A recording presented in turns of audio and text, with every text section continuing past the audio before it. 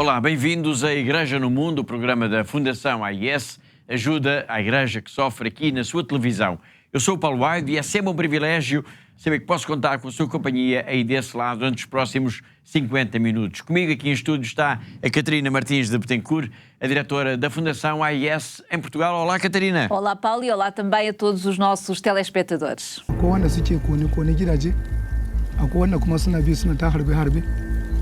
Mun kasa bungo mun shiga daji ba abin da muka doka komai da mun koya fita ya bar gida.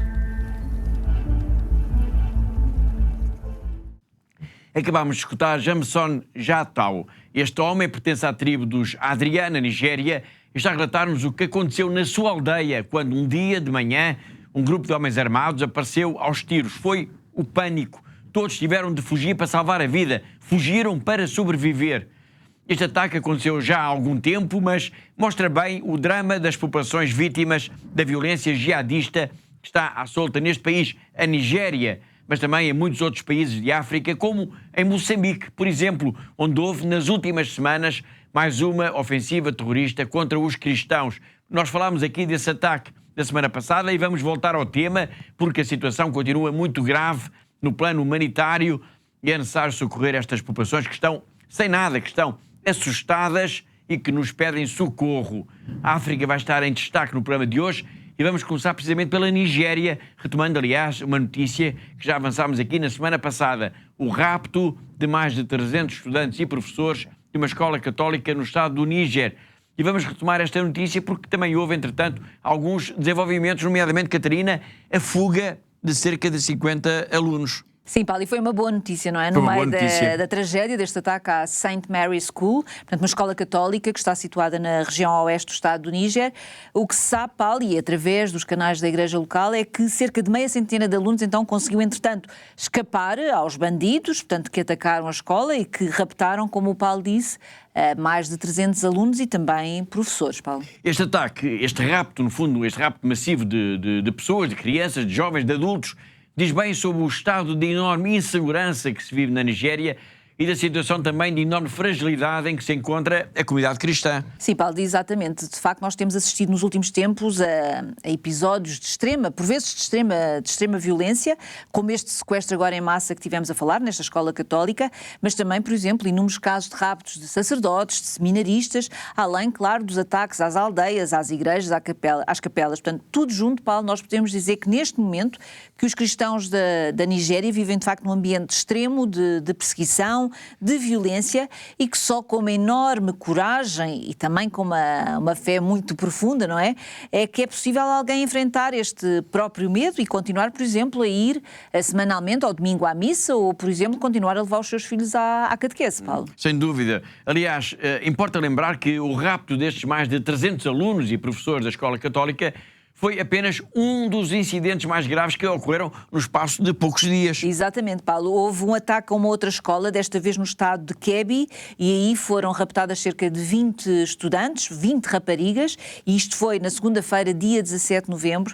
Depois, no dia seguinte, portanto, menos de 24 horas depois, Paulo, houve também um ataque à comunidade cristã de Kush Kugdu, que foi também atacada e que um padre foi na altura também feito refém, um padre da diocese de Kaduna, e depois, passado apenas 3 dias, a 21 de novembro, deu-se então este ataque, este rapto massivo de estudantes e de professores desta escola católica que acabámos de referir, Paulo. Exatamente. Entretanto, o Papa Leão XIV já fez um apelo para a libertação de todos os estudantes e professores raptados, assim como dos padres sequestrados, não só na Nigéria, mas também nos Camarões. De facto, podemos dizer que a África está a viver um tempo de enorme instabilidade e que isso se reflete e reflete bem nestes incidentes em que a comunidade cristã está na mira de criminosos, por um lado, de bandidos armados, mas também de grupos terroristas. Precisamente, Paulo. E tudo isto, toda esta informação está bem documentada no nosso relatório sobre a liberdade religiosa no mundo, que publicámos no passado dia 21 de outubro,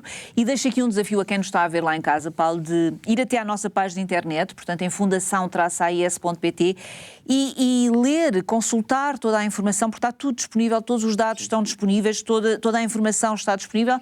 de forma a que possamos todos compreender melhor o que é que se está a passar, não só na Nigéria, mas também, por exemplo, nos Camarões, no Burkina Faso, na República Democrática do Congo ou até em Moçambique, e só estou, Paulo, a citar alguns dos países que temos falado com mais frequência aqui no nosso programa, não é? Obrigado, Catarina. De facto, a situação é extremamente grave. No arranque do programa nós vimos um homem a descrever como todos fugiram quando a sua aldeia foi atacada por dezenas de homens armados. Isto aconteceu já há alguns anos, foi em 2019, mas este testemunho que vamos agora recuperar permanece atual. O que Samson Jato e Michael Sabastino nos vão contar já de seguida é o mesmo, é precisamente o mesmo que centenas, que milhares de pessoas estão a viver nestes dias em vários países de África.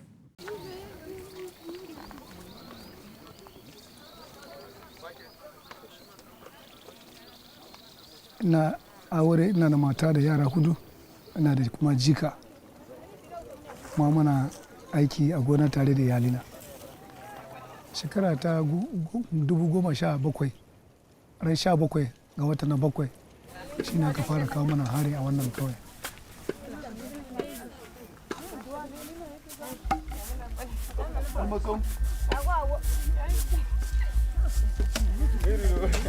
Mutum da aka kawo wannan harin nan muna zaune karfe 6 na safe sai mu fara jin harbe-harbe na bingogi. Da mun ji harbe-harbe bingogin nan sai duka ihu ne ya kama gari. Mun ji kan mun ga yawan mu an harbe su an kwantar da su.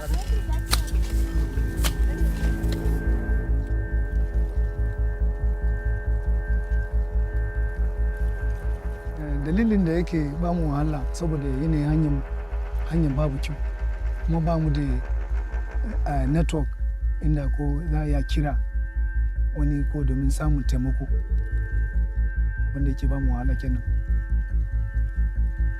Waɗannan muka yi dai ƙungiya na sentiri domin tsaro, amma ko da dare haka sai su dinga zagaya suna tsaro mutane a cikin gidaje.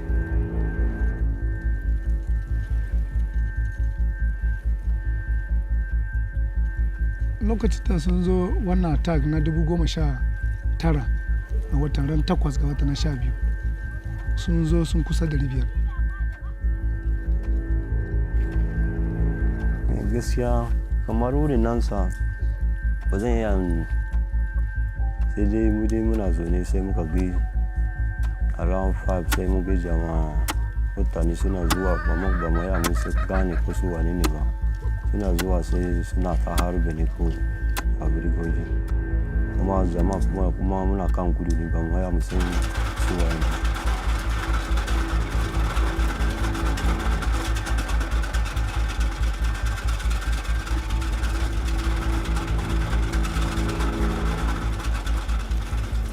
Sun zo daga nan ta yamma, sun zo kawai sun kewaye garin, akwai wanda suke kone gidaje, akwai wanda kuma suna bi suna ta harbe-harbe.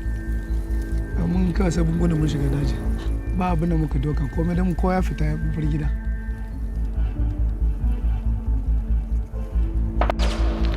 Bidin mun yi ta jin harbe-harbe.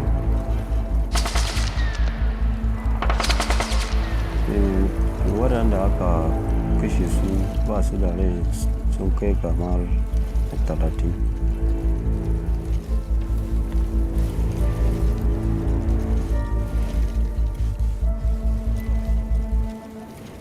Fargaba zan ce, rashin fargaba na kan mana daga ko ka kwanta in ka ji kara sai ka dauka cewa to kila masu attack din.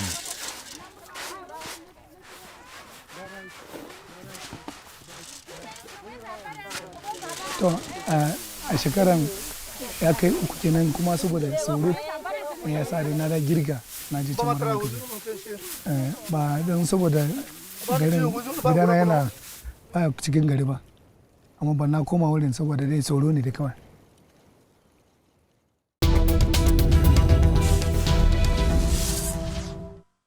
Escutámos 2 depoimentos de quem viveu na pele a violência terrorista na Nigéria. Antes fizemos o ponto da situação sobre o sequestro de mais de 300 alunos e professores de uma escola católica neste país africano.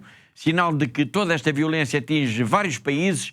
Ainda recentemente, no domingo, dia 16 de novembro, o Santo Padre denunciou a perseguição aos cristãos e o drama da guerra.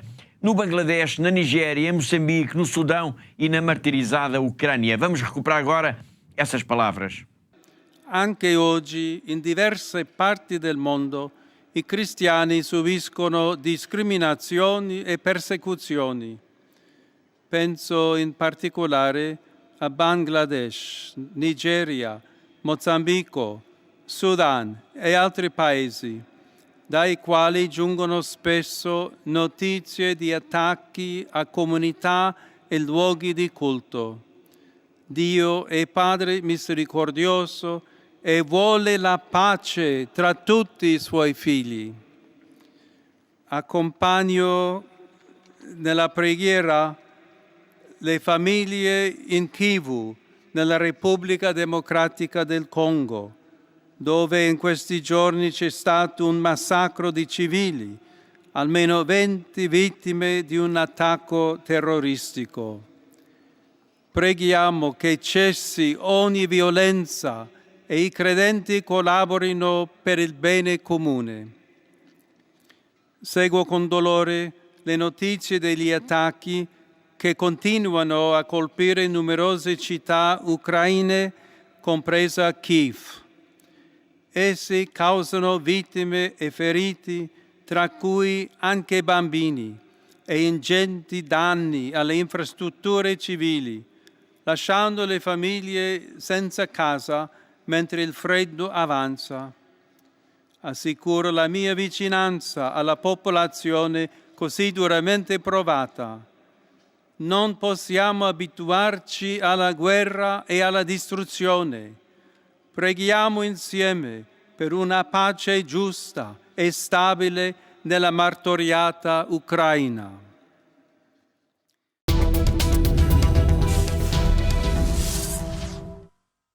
Foi o Papa Leão a denunciar a situação de violência que se vive em vários países e a destacar também, em especial, a situação no Bangladesh, mas também na Nigéria, em Moçambique, no Sudão e na Ucrânia. Tal como o Papa referiu, Moçambique é um dos países que está no centro da violência jihadista no continente africano. Na semana passada, nós denunciámos aqui uma série de ataques na região da Diocese de Nacala e importa para já recordar aos nossos telespectadores, Catarina, o que é que aconteceu. Sim, Paulo, é muito importante não esquecermos esta situação dramática que se está a viver neste momento em Moçambique. E, portanto, desde o dia 10 de novembro, Paulo, que uma parte da Diocese de Nacala tem sido, de facto, tem estado debaixo de um ataque de grupos armados, portanto, de grupos terroristas que pertencem ao Estado Islâmico. Muitas aldeias foram atacadas, 2 capelas e centenas de casas foram incendiadas e há neste momento, Paulo, ainda milhares de pessoas que estão em fuga, pessoas que perderam praticamente tudo o que tinham, o pouco que tinham. E é preciso ainda dizer, Paulo, que neste raid terrorista, pelo menos 4 cristãos foram assassinados, um deles tendo sido decapitado. Exatamente. E há também, a somar a tudo isto, o relato de pessoas sequestradas, nomeadamente de mulheres e de crianças. Bom, no auge destes ataques, desta ofensiva terrorista, o bispo de Nacala, Dom Alberto Vera, telefonou para Lisboa, telefonou para a Fundação AIS, a relatar o que estava a suceder. Nós já vamos escutá-lo, mas antes disso é preciso sublinhar que estes ataques agora vieram agravar e de que maneira a já crítica situação humanitária que se vive no norte de Moçambique, em especial nas dioceses de Nacala, de Nampula e de Pemba, esta última cujo território corresponde, Catarina, precisamente à província de Cabo Delgado. Exatamente, Paulo, e o bispo de Nacala referiu isso mesmo também na sua mensagem que nos enviou aqui para Lisboa. Portanto, Dom Alberto Vera sublinhou que a população está neste momento em pânico e que milhares de pessoas fugiram de facto das suas casas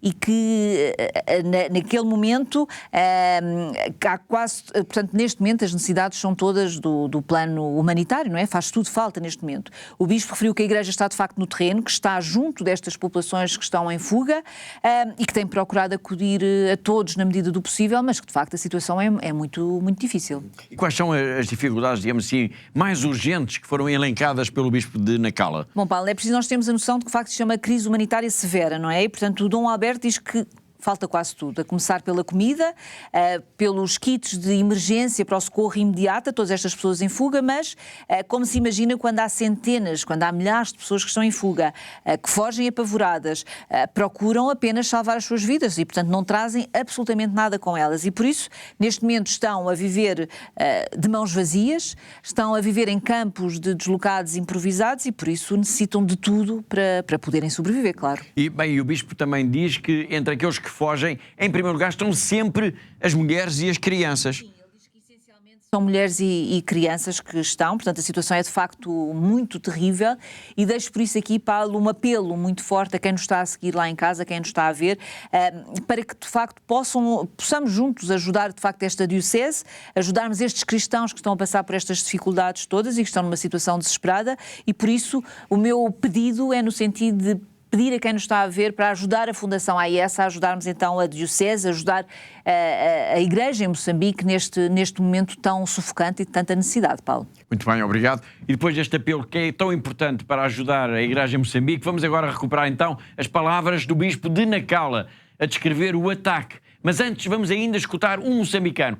O som não é o melhor, porque há muito ruído de motorizadas e de outros veículos. Ele está a descrever a fuga de centenas de milhares de pessoas no distrito de Memba por causa da presença na região dos combatentes islâmicos.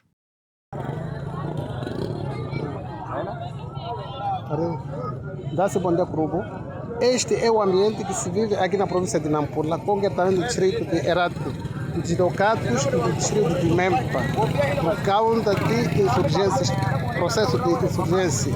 Muitas pessoas abandonar seus pés, segundo como estão a ver, a tentar refugiar para a cidade de Nampula, distrito de Nacala, ou em diversos pontos do distrito da província. É este regime que nós estamos a ver num clima não satisfatório, não adequado, por conta da situação política aqui, Moçambique estamos a viver. Estão a ver crianças menor de idade, como estão a ver.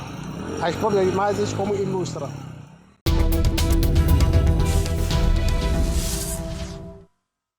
Este ruído de fundo que escutamos é o sobressalto de centenas de milhares de pessoas. Estão todos a fugir dos terroristas islâmicos que lançaram uma grande ofensiva na região que corresponde à Diocese de Nacala, em Moçambique.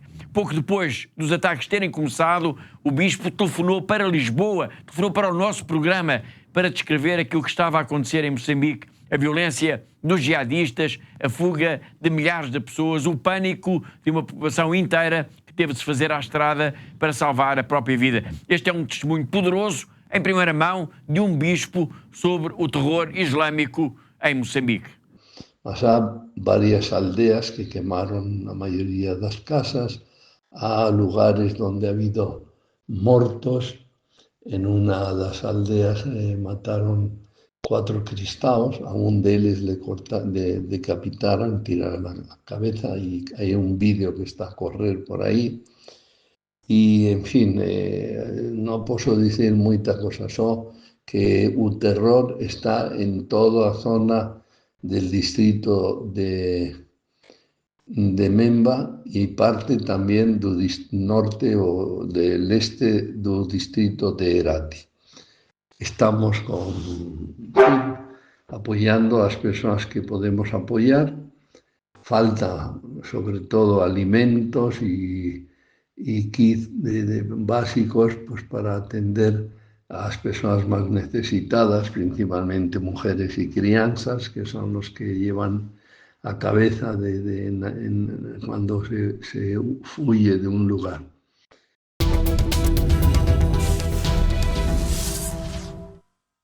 Não foi só o Bispo de Nacala a contactar com a Fundação AIS a propósito desta onda de ataques terroristas no norte de Moçambique. O padre Quirivi Fonseca, que tem sido uma das vozes mais inconformadas a denunciar esta situação de violência extrema, também nos enviou uma mensagem que vamos já escutar e em que ele lança um apelo, um forte apelo, um apelo mesmo desesperado pela paz, pelo fim da guerra, um apelo também pelo fim da morte e do sofrimento do povo moçambicano em Cabo Delgado.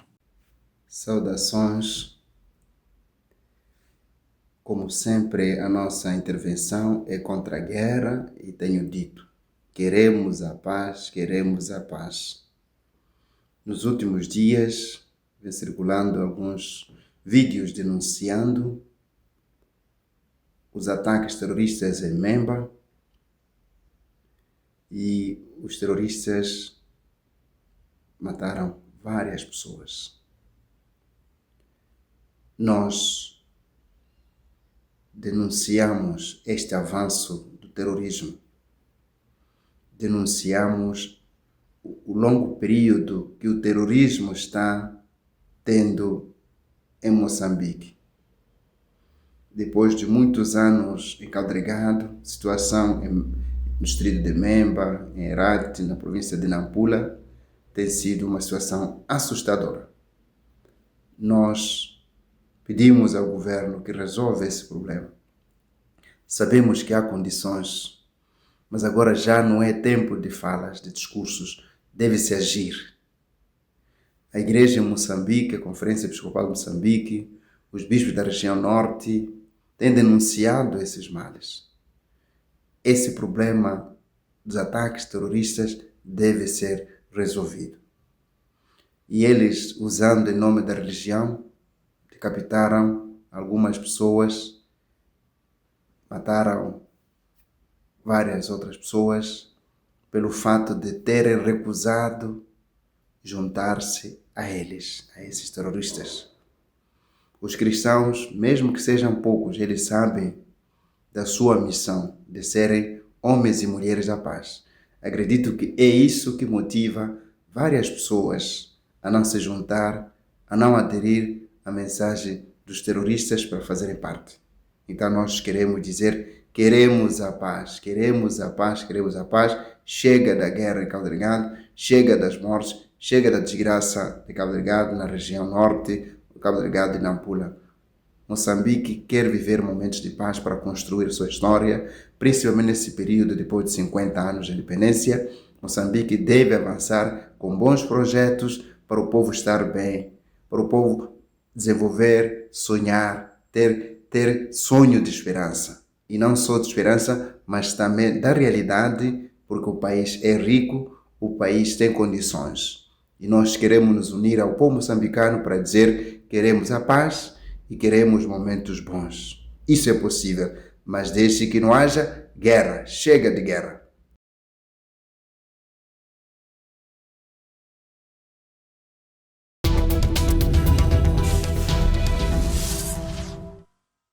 E deste apelo urgente à paz, deste apelo para o fim da violência terrorista em Cabo Delgado, no norte de Moçambique, vamos agora até Macau, para irmos ao encontro do jornalista José Miguel Encarnação, que é o nosso correspondente nesta diocese, na China. O bispo de Macau, Dom Stephen Lee, juntamente com líderes de outras 5 religiões, nomeadamente o budismo, o taoísmo, a fé Bahá'í, o islamismo e o anglicanismo, inauguraram uma exposição dedicada ao tema O Silencioso Brilho da Unidade, Macau em Harmonia. A harmonia é algo que prevalece em Macau, uma vez que a cidade é multicultural e a fé cristã é aqui muito vivida, a par do budismo e do taoísmo, que são as 2 religiões maioritárias. Com esta exposição, pretende-se que através da arte contemporânea, estas 6 religiões se unam cada vez mais, sendo que foram convidados artistas que professam estas 6 religiões e que através da arte, ela uma arte moderna, tentam assim expressar aquilo que é para si a fé. O bispo de Macau foi um dos oradores convidados para esta exposição, tendo focado muito a questão da harmonia em sociedade, um tema que é muito querido para o governo de Macau, mas também para o governo da República Popular da China, ou seja, para a China continental. Não é por qualquer motivo que na exposição estiveram presentes representantes do governo de Macau e também autoridades ligadas ao governo de Pequim. Assim, Pequim demonstrou que respeita a existência destas religiões em Macau, assim como acontece em Hong Kong e também vai acontecendo um pouco por todo o continente.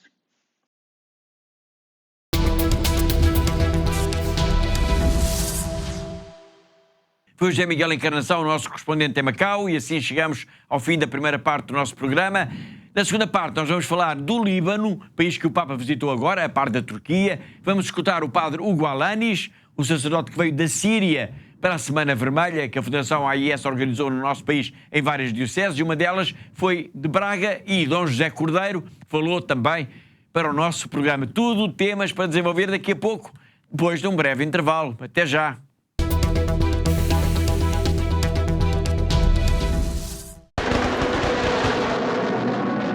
Прилетали снаряды туда каждое утро, каждый день, ночь. У нас постоянно были обстрелы.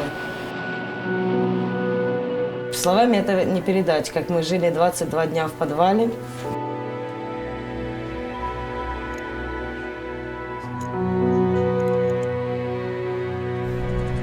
Спали на полу, ели то, что приходилось найти на магазине. Нам был этот шаг перешагнуть, просто выйти с этого бомбоубежища. Я не знаю, насколько, но мне надо было спасать своих детей, свою семью. Я взяла иконы, взяла детей, мы всех собрали и начали в ту машину залазить. Нам 9 человек было. Это было настолько страх, чтобы мы этот момент, хотя бы там километра 3-4 мы проехали, чтобы нас не убило. Мы в Запорожье на Львовском поезде, мы добрались вот сюда, да.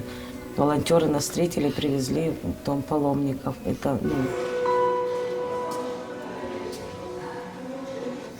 очень спасибо им большое директорам и вообще этой церкви, что нас приютили, нас здесь кормят, нам здесь спокойно, мы не слышим этих взрывов. Вся наша семья уцелела, слава Богу. Самое главное, это вот мы все живы.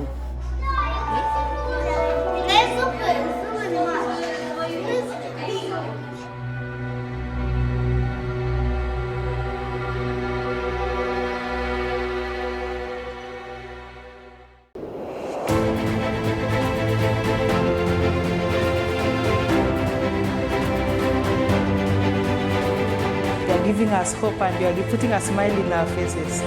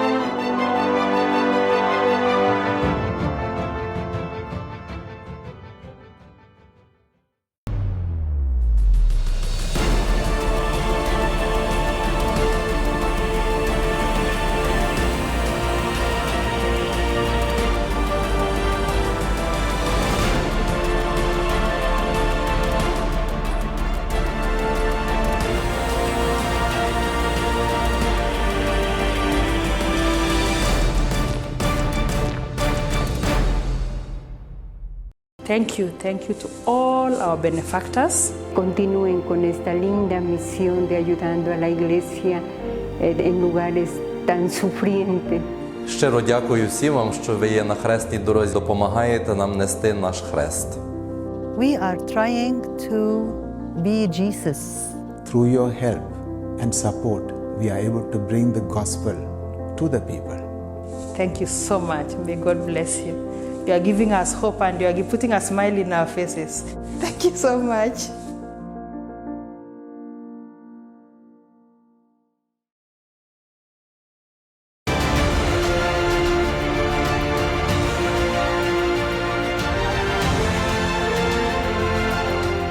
Nous leur disons merci pour ce qu'ils font déjà et nous pensons qu'ils vont continuer à nous soutenir, à soutenir nos séminaires pour la plus grande gloire de Dieu. La vocation est un mystère, la vocation vient de Dieu, c'est un projet de Dieu.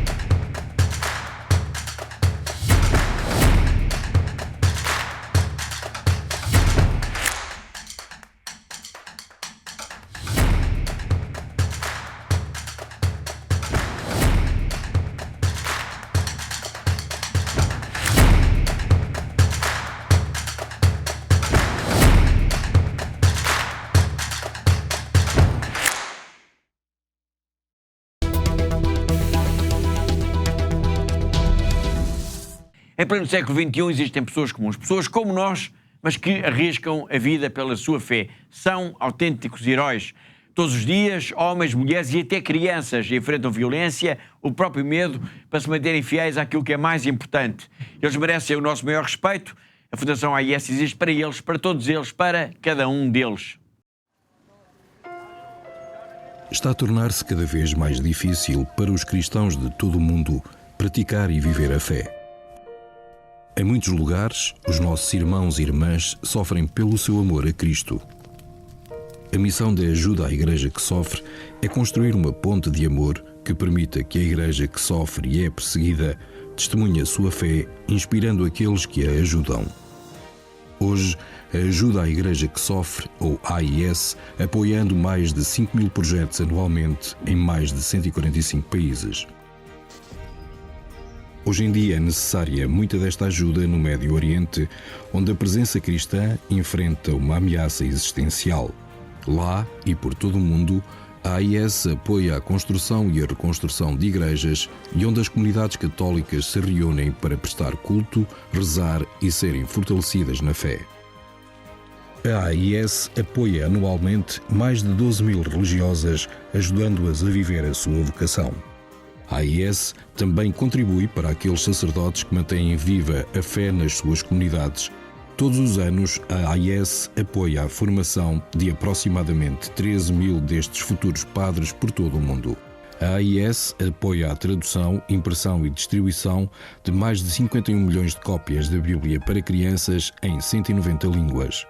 A AIS recebe pedidos de ajuda não só para livros, mas também para estações católicas de rádio e de televisão. A cruz, o sinal da promessa de Deus, tem guiado o trabalho pastoral da ajuda à Igreja que sofre.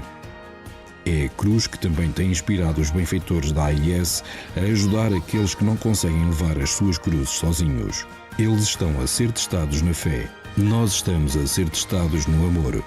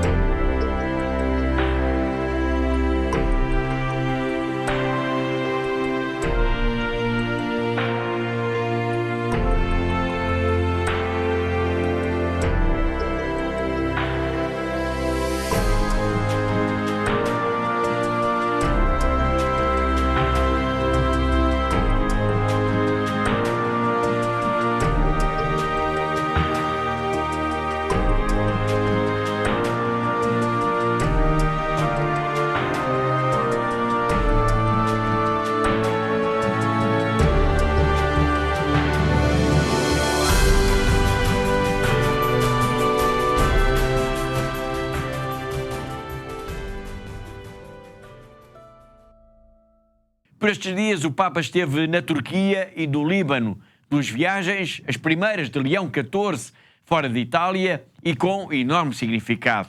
Para nós, Fundação AIS, importa sublinhar o enorme empenho da ajuda da AIS ao Líbano, um país crucial para a presença e para a própria sobrevivência da comunidade cristã no Médio Oriente. Sem dúvida, Paulo. E o Líbano, como sabemos, vive de facto tempos difíceis, uma profunda crise. É a crise económica, grande parte da população vive em pobreza, mas depois também temos a guerra. É preciso não esquecer, Paulo, que o Líbano não ficou imune ao ataque do Hamas a Israel em 7 de outubro de 2023. Portanto, esse ataque deu origem à guerra em Gaza, como todos sabemos, mas desencadeou também uma guerra no Líbano contra o Hezbollah, que é uma organização extremista que está presente no Líbano, Paulo. Exatamente. Uma guerra que não teve, digamos assim, o impacto mediático do conflito em Gaza, mas que causou também milhares de deslocados e muitos mortos. Sem dúvida, Paulo. Calcula-se que mais de 3.700 pessoas tenham perdido a vida. Exatamente. E quase 16.000 ficaram, então, feridas como causa desta guerra no Líbano. Também é impressionante, Paulo, o número de pessoas que tiveram de fugir, deslocados. Estamos a falar em cerca de 1.300.000 pessoas que foram forçadas a sair das suas casas, a abandonar as suas casas, por causa deste conflito armado, então, no Líbano, Paulo. Há pouco, a Catarina referiu que os libaneses vivem, digamos assim, na sua maioria, numa situação de grande pobreza e que esta guerra, desencadeada contra o Hezbollah, e que estivemos agora a referir, veio agravar ainda mais esta realidade. É verdade, Paulo, e segundo os dados do Banco Mundial, esta guerra entre Israel e o Hezbollah fez reduzir o produto interno bruto do Líbano em cerca de 6,6%, ou seja, a situação económica no Líbano era já terrível e era terrível para a maioria das pessoas e agora agravou-se ainda mais, claro. Mais. Bom, mas foi este Líbano que a Catarina agora descreveu que o Papa visitou de 30 de novembro a 2 de dezembro. Um Líbano onde a pobreza está vincada no rosto, nas rugas de tantas e tantas pessoas. Um Líbano que é também o lugar de missão de inúmeros sacerdotes e religiosas que todos os dias tentam dar alguma esperança aos que mais sofrem, especialmente os mais idosos, os doentes, os mais fragilizados. Juliette Warsha é uma dessas irmãs. Ela pertence à congregação do Sagrado Coração de Jesus e o seu trabalho é apoiado desde há vários anos pela Fundação AIS.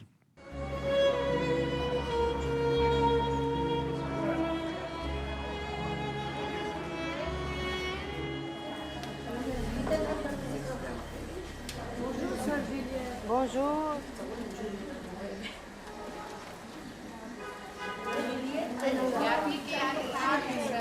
أنا ليه ما صورنا؟ يعطيكم ألف عافية. شكرا.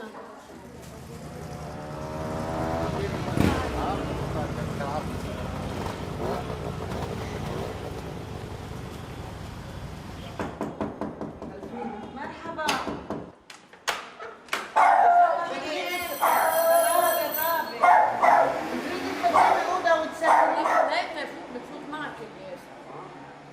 هيدا فيه لحمة كثير طيب وسخن. Il y a des gens qui n'ont plus de l'argent. Ils ont été obligés de vendre le frigo, de vendre des meubles de leur appartement pour pouvoir acheter soit médicaments. Beaucoup de gens qui ne mangent plus la viande, qui ne mangent plus des fruits, qui ne mangent plus des produits laitiers, des enfants. Que de fois des mamans me téléphonent, Sœur Juliette, le frigo est vide. Vraiment.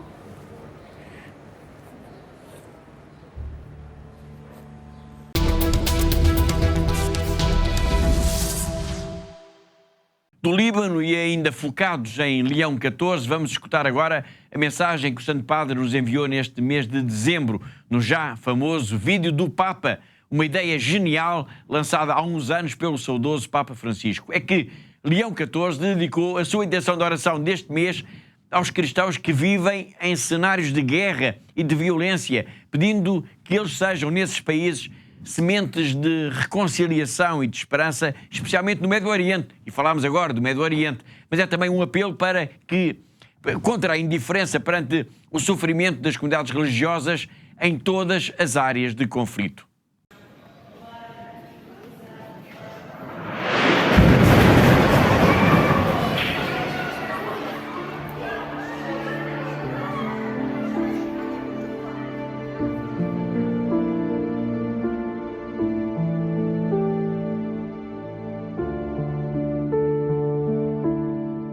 Let us pray that Christians living in areas of war or conflict, especially in the Middle East, might be seeds of peace, reconciliation, and hope.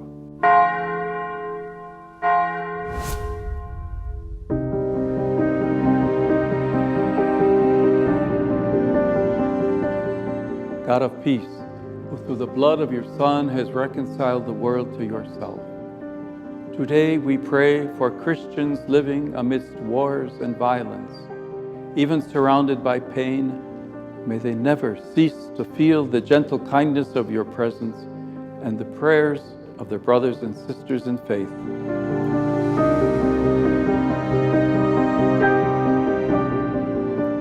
For only through you, and strengthened by fraternal bonds, can they become the seeds of reconciliation, builders of hope in ways both small and great, capable of forgiving and moving forward, of bridging divides, and of seeking justice with mercy. Lord Jesus, who called blessed those who work for peace, make us your instruments of peace, even where harmony seems impossible.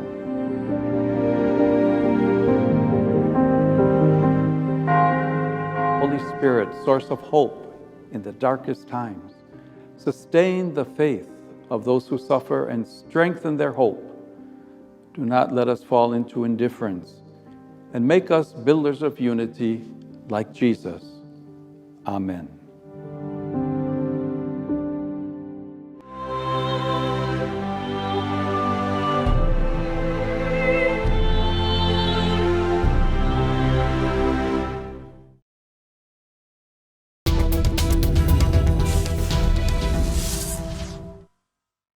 E desta mensagem do Papa em que nos fala dos cristãos que vivem no meio das guerras e das atribulações, e mantendo ainda este tema, vamos focar agora a nossa atenção na Semana Vermelha, a Red Week, que decorreu em Portugal e em vários países do mundo na semana passada. Esteve entre nós um padre de Alepo, na Síria, a testemunhar como é difícil a vida dos cristãos neste país, e podemos até dizer que há uma similitude muito grande entre aquilo que ele nos contou, Catarina, e a realidade do Líbano que nós estivemos mesmo agora a falar. Sim, Paulo, é precisamente isso. De facto, há muitas, infelizmente, não é? Há muitas coisas em comum com a atual situação da Síria e também a atual situação do Líbano. A pobreza em que vive grande parte da população destes dois países é, de certa forma, o elemento que mais destaca, digamos assim, não é? Dentro dos dois países. E é importante dizer que tanto na Síria como no Líbano, de facto, os cristãos vivem tempos muito, muito duros, com tempos que podemos dizer que são muito desafiantes para a própria comunidade. Mas desafiantes a que nível? Está a falar, por exemplo, na sobrevivência das próprias comunidades? Sim, sem dúvida, Paulo. E esse é, de facto, o maior desafio, digamos assim, porque é um desafio que se coloca a todos os cristãos que vivem no Médio Oriente, nomeadamente na Síria e no Líbano, e a situação, como já dissemos aqui, é tão dura, tão difícil diariamente, que praticamente todas as famílias o sonho que têm é emigrar, é fugir destes países. E se isso acontecer, portanto, se a maioria das famílias efetivamente conseguir sair destes dois países, então teremos uma verdadeira tragédia, Paulo, que é nestas terras, nestes dois países, portanto, que é uma região bíblica, como sem todos dúvida nós sabemos, ficar sem a presença dos cristãos. E isso é trágico porque também provavelmente, e é isto que temos a sensação, é que provavelmente depois desta saída torna-se praticamente uma situação irreversível, não é? De facto, é dramático. Como dissemos, esteve entre nós um sacerdote oriundo da Síria que percorreu, com uma equipa da Fundação AIS, a proposta Red Week da Semana Vermelha, percorreu 7 dioceses em apenas 5 dias. É verdade, Paulo. Foram 5 dias, 7 dioceses, mais de 1000 quilómetros percorridos por Portugal. É obra. É obra. Em todos os lugares, de facto, onde a Fundação AIS organizou então eventos nesta Semana Vermelha, nesta Red Week, portanto, uma semana de alerta para a situação da perseguição aos cristãos no mundo. Portanto, o padre Hugo Alanis, portanto, que veio de Alepo, da Síria, testemunhou de facto o que significa hoje viver num país, neste caso na Síria, onde ele vive, onde a perseguição e a discriminação fazem sem dúvida parte do dia-a-dia desta comunidade cristã. E por isso foi de facto extraordinário ouvir tudo isto, Paulo. Muito bem. A Red Week foi também uma oportunidade para que alguns bispos, isto nas dioceses por onde andou a Fundação AIS, claro, terem testemunhado também a sua proximidade com a urgência no apoio aos cristãos perseguidos pela sua fé em tantos e tantos países do mundo. Bom, mas de todos os eventos da Red Week, e nós já sabemos que houve eventos em 7 dioceses que acolheram a Fundação AIS, de todos estes eventos, Catarina, algum que queira destacar aqui aos nossos telespectadores em especial? Bom, Paulo, é muito difícil responder a essa pergunta porque todos os eventos foram de facto extraordinários. Foi uma semana foram os 5 dias extraordinários. Todos implicaram o envolvimento das comunidades locais, todos foram organizados, todos os eventos que tivemos foram organizados com muito carinho pelas comunidades locais. É importante dizer que, de facto, este balanço desta Red Week foi mesmo muito, muito bom, é muito positivo, em que por todos os lugares onde nós andámos, Paulo, nós verificámos, portanto, e nós andámos desde a Diocese de Viana do Castelo, Braga, Porto, Évora, Lisboa, Lisboa, Setúbal e também passámos pelo Santuário de Fátima. Portanto, em todos estes lugares por onde nós passámos, de facto, o acolhimento e o testemunho também do próprio Padre Hugo foram extraordinários. Portanto, falámos em todas estas dioceses sobre a AIS, apresentámos o relatório sobre a liberdade religiosa no mundo em todos estes lugares e fomos, de facto, recebidos com muito carinho. Houve pessoas que vieram ter connosco para nos conhecer pessoalmente, porque querem passar, algumas porque querem passar a ser benfeitoras, outras que já são benfeitoras e quiseram falar também connosco. Portanto, todas estas pessoas estão envolvidas no sentido de querer ajudar mais a Fundação AIS para continuarmos a ajudar estas comunidades cristãs que sofrem, nomeadamente na Síria, porque ficaram de facto muito tocadas, não é? Com o testemunho que o Padre Hugo deu, com as palavras, e isso é sem dúvida extraordinário, Paulo. Muito bem, podemos dizer que só por isso que está a dizer agora valeu a pena não só ter organizado a Red Week, como ter trazido cá o Padre Hugo Alanis. Sim, sem dúvida, Paulo, e nunca é demais agradecermos, não é? Agradecemos a todas aquelas pessoas que nos acolheram, todos estes lugares que nós fomos passando, desde os padres que se envolveram e que estiveram também a ajudar-nos na organização dos próprios eventos, e portanto tenho que te agradecer de facto tudo o que foi feito durante esta semana. Tivemos grupos corais que nos ajudaram a animar os momentos de oração. Tivemos jovens que cantaram, que tocaram também durante estes momentos. Tivemos os escuteiros que nos deram uma ajuda preciosa também com as pessoas e os bispos que fizeram também questão de estar connosco e de participar também nestes encontros. Foi de facto muito bom, Paulo, e todos estiveram muito empenhados nesta Red Week. Não foi só a AIS, foram também todas estas comunidades que estiveram connosco, a quem nós visitámos, e tenho a certeza que a missão da AIS ficou, pelos cristãos perseguidos, claro, ficou agora mais conhecida, é mais notada, é mais reconhecida em Portugal. E a todos, por isso, a todos os que nos ajudaram nesta semana, nesta organização toda, Paulo, o meu muito obrigada. Muito bem, obrigado também. Nós temos uma entrevista com o Padre Hugo Alanis, uma entrevista que fizemos ainda em Lisboa, no arranque desta volta a Portugal. Mas antes disso, vamos ouvir o arcebispo de Braga. Ele assistiu também à Red Week, que decorreu neste caso na Igreja Nova de Lumar, cujo pároco, que é o Simon Ayugo, é um grande amigo da Fundação AIS. Dom José Cordeiro falou da importância da missão de apoio aos cristãos perseguidos no mundo e disse mesmo que a Fundação AIS é o rosto da misericórdia nesses países, nos lugares onde a fé é testemunhada por vezes mesmo com o martírio. Vamos conferir as suas palavras. Estamos a celebrar a Semana Vermelha, a cor do sangue, do martírio, com tantos cristãos perseguidos no mundo. A Fundação ajuda a Igreja que sofre, é uma presença que é o rosto de misericórdia nestes lugares e com estas pessoas, que infelizmente aumenta de uma maneira exponencial no tempo que nos toca viver.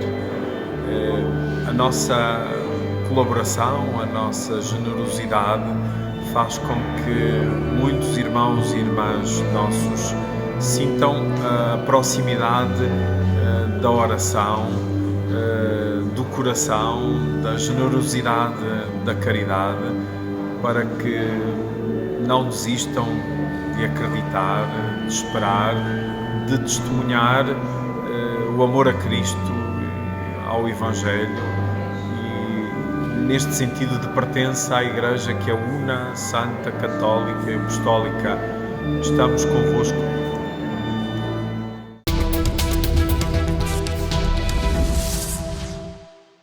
Escutámos Dom José Cordeiro, arcebispo de Braga, num dos eventos da Red Week em Portugal. Na próxima semana iremos recordar como tudo se passou em Moreira da Maia, que pertence à Diocese do Porto. Bom, já na reta final do programa de hoje, vamos então retomar a entrevista com o Padre Hugo Alanis, sacerdote argentino em missão em Alepo, na Síria, e que foi o grande protagonista da Red Week, da Semana Vermelha, que a Fundação AIS organizou este ano em Portugal. E vamos mesmo escutá-lo a contar como é que ele foi parar à Síria, como é que o Padre Hugo foi parar ao Médio Oriente.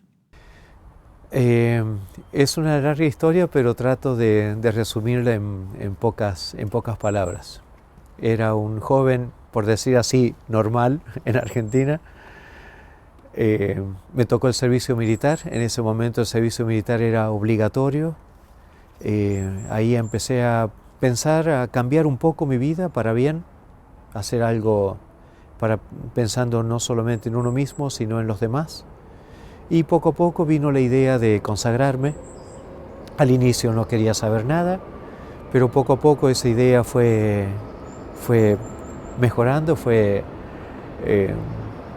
creciendo y decidí al final consagrarme en un instituto misionero, en una congregación misionera que es el Instituto del Verbo Encarnado. Y somos misioneros y desde el inicio sabía de que podía ir a cualquier lugar del mundo. Antes de la ordenación diaconal me preguntaron si tenía algún lugar particular donde quería ir a misionar, porque algunas personas, algunos misioneros descendientes de algunos países particulares, yo en ese momento dije que no tenía ninguna preferencia. Me preguntaron si quería ir al mundo árabe, dije que sí, y primero fui a Egipto a estudiar el árabe, luego Jordania muchos años y finalmente en Siria. Es por eso que como misionero de la congregación estamos ahí. Muito bem. E chegou à Síria e a Síria estava em guerra já na altura. Sim. Atravessou alguns dos momentos mais difíceis da guerra civil na Síria, nomeadamente, por exemplo, uma viagem, há um relato seu de uma viagem entre Damasco e Alepo em 2017. Esse terá sido um dos momentos mais duros que passou na guerra? Hubo momentos más difíciles. Nuestros misioneros, los que estuvieron antes que nosotros, en 2014, 15, 16, yo creo que han sido los momentos más crudos de la guerra, más difíciles.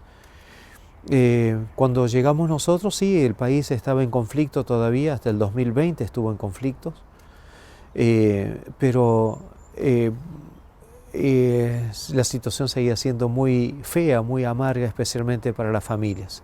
El viaje lo tengo muy presente todavía, sí, el viaje desde Damasco a Alepo por tierra, por el desierto. La carretera principal estaba cortada, teníamos que ir por el desierto, por un camino muy largo, evitando lugares de los islamistas, y finalmente llegamos a Alepo. Fue un viaje no solamente muy difícil, muy triste ver tantas ciudades, pueblos destruidos, escombros. Al llegar a Alepo, me acuerdo también, yo conocí a Alepo antes de la guerra, ver una ciudad también, una ciudad que era muy bonita, destruida también, a todo el alrededor de Alepo en escombros.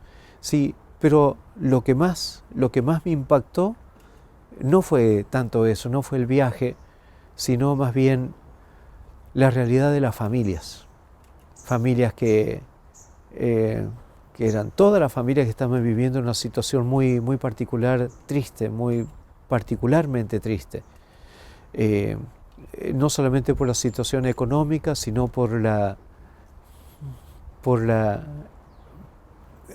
porque no hay una visión de futuro, no había una visión de futuro que iba a ser de ellos, de sus hijos. Y sí, fueron momentos, y hasta el día de hoy seguimos también padeciendo la misma realidad.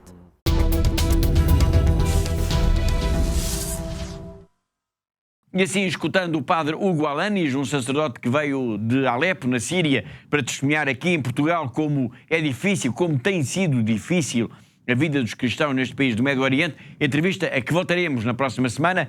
Chegamos ao fim do programa de hoje. Todas as semanas nós marcamos encontro aqui porque há uma igreja que precisa da nossa ajuda. Agradeço a presença e a colaboração da Catarina, a diretora da Fundação AIS em Portugal, assim como todos os que ajudaram a produzir, a editar e a levar até si este programa. E quanto a mim, Paulo Aido, resta-me dizer que foi um gosto, como sempre, saber que esteve aí desse lado na nossa companhia. Até para a semana, se Deus quiser.